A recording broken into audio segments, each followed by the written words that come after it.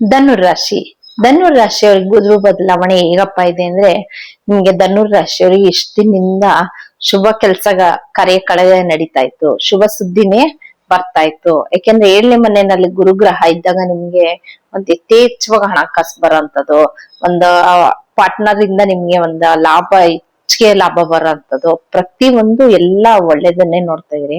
ಆದ್ರೆ ಇವಾಗ ನಿಮ್ಗೆ ಹೆಂಗಪ್ಪ ಆಗಿದೆ ಅಂತಂದ್ರೆ, ಲಗ್ನಾಧಿಪತಿನು 4ನೇ ಮನೆ ಅಧಿಪತಿನು ಬಂದು ನಿಮ್ಗೆ 8ನೇ ಮನೆಯಲ್ಲಿ ಕೂತ್ಕೊಂಡಾಗ ಹೆಂಗಾಗತ್ತೆ ಅಂತಂದ್ರೆ, ಗುರುಗ್ರಹ ಸ್ವಲ್ಪ ಹಿಂಗೆ ಅಂದ್ರೆ ನಿಮ್ಗ್ ನೀವೇ ಒಂಥರ ಅಪ್ಸೆಟ್ ಆದಂಗ ಆಗತ್ತೆ.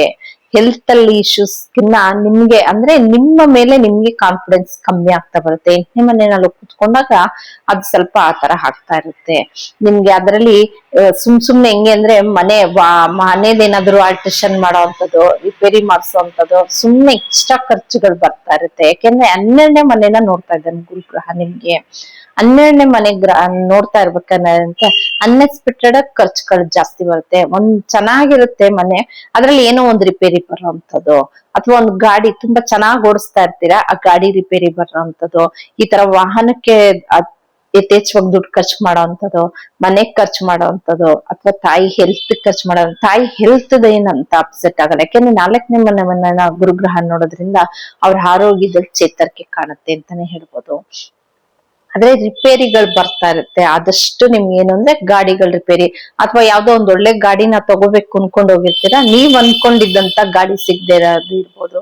ನೀವು ನೋಡಿದಂತ ಮನೆ ನಿಮ್ಗೆ, ಇದನ್ನ ನೋಡಿದೀನಿ, ಇದು ಫೈನಲ್ ಆಗಿದೆ, ಇದು ತಗೋಬೇಕು, ಇಲ್ಲ ಜಾಗ ತಗೋಬೇಕು ಅನ್ಕೊಂಡಿರ್ತಾರ, ಆ ಜಾಗ ಸಿಗದೆ ಇರೋಂಥದ್ದು, ಈ ತರ ಅವಮಾನ ಅಪಮಾನಗಳು ಜಾಸ್ತಿ ಆಗ್ತಾ ಬರುತ್ತೆ ಧನುರ್ ರಾಶಿಯವರಿಗೆ.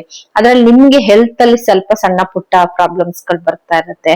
ಅದ್ರಲ್ಲಿ ತುಂಬಾ ಏಜ್ ಅಲ್ಲಿ ಏನಾದ್ರು ವಯಸ್ಸಾದವ್ರು ಯಾರಾದ್ರೂ ಇತ್ತು ಅಂದ್ರೆ ಅವ್ರಿಗೆ ಏನಪ್ಪಾ ಆಗುತ್ತೆ ಅಂದ್ರೆ, ಲಿವರ್ ಸಮಸ್ಯೆ ಬರುವಂತದ್ದು ಇರ್ಬೋದು, ಅಥವಾ ಒಂದು ಏನು ಹೊಟ್ಟೆಗೆ ಸಂಬಂಧಪಟ್ಟಿದಂತದ್ದು ಏನಾದ್ರೂ ಒಂದ್ ಸಣ್ಣ ಪುಟ್ಟ ಬರೋಂಥದ್ದು, ಫ್ಯಾಟಿ ಲಿವರ್ ಅಂತ ಏನ್ ಹೇಳ್ತಾರೋ ಫ್ಯಾಟಿ ಲಿವರ್ ಬರೋಂಥದ್ದು, ಈ ತರ ಸಮಸ್ಯೆಗಳನ್ನ ಹೆಚ್ಚಾಗಿ ನೋಡ್ತೀರಾ ನೀವು ಧನುರ್ ರಾಶಿಯವರು.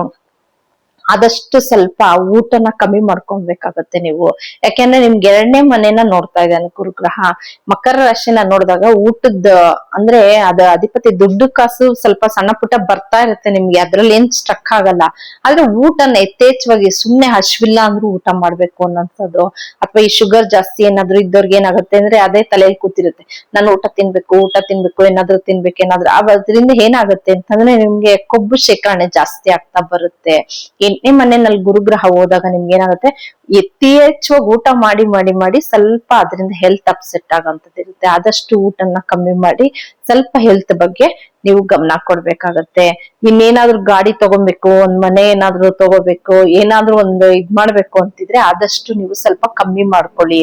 ಇವಾಗ ನನ್ಗೆ ಒಳ್ಳೆ ಟೈಮ್ ಇಲ್ಲ, ಟೈಮ್ ಸ್ವಲ್ಪ ಚೇಂಜ್ ಆಗುತ್ತೆ, ಗುರುಗ್ರಹ ಬದಲಾವಣೆ ಹಿಂದೆ ಮುಂದೆ ಆಗ್ತಾ ಇರುತ್ತೆ, ಅವಾಗ ಒಳ್ಳೆ ಟೈಮ್ ಬಂದಾಗ ನೀವು ನೋಡಿ ಚೇಂಜ್ ಮಾಡ್ಕೊಳ್ಳೋದು ಉತ್ತಮ ಅಂತಾನೆ ಹೇಳ್ತೀನಿ.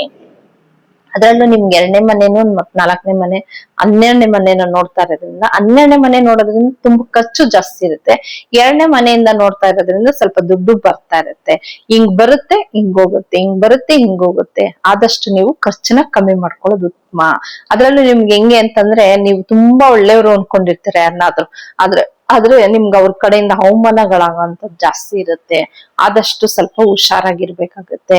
ಏನೇ ಒಂದ್ ಕೆಲ್ಸ ಕಾರ್ಯ ಮಾಡ್ಬೇಕು ಅಂತಂದ್ರು ನೀವು ಮೈಯೆಲ್ಲ ಕಣ್ಣಾಗಿರೋದು ಉತ್ತಮ ಅಂತಾನೆ ಹೇಳ್ತೀನಿ. ಧನುರ್ ರಾಶಿಯವ್ರು ಏನಪ್ಪಾ ಮಾಡ್ಬೇಕು ಅಂತಂದ್ರೆ, ಪರಿಹಾರನ ಯಥೇಚ್ಛವಾಗಿ ಕಡ್ಲೆಕಾಳನ್ನ ಸ್ವಲ್ಪ ದಾನ ಮಾಡ್ತಾ ಬನ್ನಿ ನೀವು. ಕಡ್ಲೆಕಾಳನ್ನ ಒಂದು ಉಸ್ಲಿನ ಮಾಡಿ ಒಂದು ದೇವಸ್ಥಾನಕ್ಕೆ ಕೊಟ್ಟು ಅಲ್ಲಿ ಬರೋಂತ ಭಕ್ತಾದಿಗಳಿಗೆ ಕೊಡಿ. ಆದಷ್ಟು ನೀವು ಒಂದು ಹಳದಿ ಕಲರ್ ವಸ್ತ್ರನ ಯಾರಿಗಾದ್ರೂ ದಾನ ಮಾಡೋಂಥದ್ದು ಬನ್ನಿ. ಆದಷ್ಟು ನೀವು ಹಳದಿನ ಅಂದ್ರೆ ಕಡ್ಲೆಕಾಳನ್ನ ತುಂಬಾ ದಾನ ಮಾಡ್ತಾ ಬನ್ನಿ, ಹಸುಕ್ ತಿನ್ಸ್ತಾ ಬನ್ನಿ, ಒಂದೊಂದ್ ವಾರ ಗಿಡಕ್ ಹಾಕ್ತಾ ಬನ್ನಿ ನೆನ್ಸಿ, ಅದನ್ನ ದೇವಸ್ಥಾನಕ್ ಕೊಡಿ. ಆದಷ್ಟು ಕಡ್ಲೆಕಾಳನ್ನ ದಾನ ಮಾಡ್ತಾ ಬನ್ನಿ. ಕಡ್ಲೆಕಾಳನ್ನ ನೀವು ತಿನ್ನೋದ್ ಕಮ್ಮಿ ಮಾಡಿ, ಕೊಡೋದನ್ನ ದಾನ ಮಾಡ್ತಾ ಬನ್ನಿ ಜಾಸ್ತಿ. ಅವಾಗ ಗುರುಗ್ರಹದ್ದು ತುಂಬಾ ನಿಮ್ಗೆ ಅದ್ರದ ಏನ್ ಕೆಟ್ಟ ಫಲಗಳ ಇರುತ್ತೋ ಅದು ನಿಮ್ಗೆ ಅಷ್ಟು ಎಫೆಕ್ಟ್ ಆಗಲ್ಲ.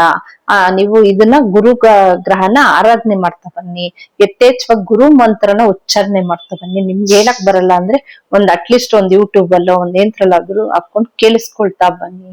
ಇದಿಷ್ಟು ಬಂದು ಧನುರ್ ರಾಶಿಯವರ ಗುರು ಬದಲಾವಣೆಯ ಫಲಗಳು.